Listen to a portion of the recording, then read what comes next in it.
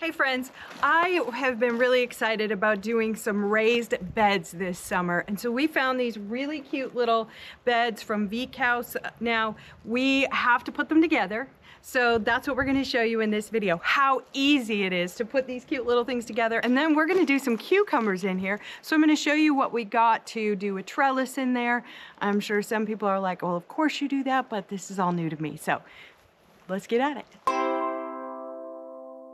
Today we're going to assemble the Vakus Raised Cedar Garden bed. This bed is a little smaller than the previous one we put together. This design is easy because right out of the box you're going to put the flat pieces into the slots on each of the posts that will hold it up. So that first step, super easy. Your next step is to use the screws provided to secure the flat piece to each of the legs.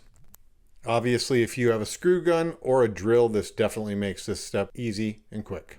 You will need to complete this step on both ends of the raised bed.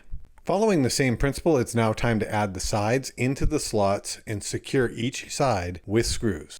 Our next step is to add the bottom, which is actually a series of slats that slide through the groove. I really like this design. Now you may need to have a little mallet to just help you put the little pieces of wood together, not only on this section, but also on others as well. Once all the panels are in place, it's now time to secure the end. So you need to set that up there, might need to pop it into place, and then put the screws in to hold it securely. In this next step, we actually provide bracing across the bottom to hold the panels on the sides together, and it actually fits into little slots.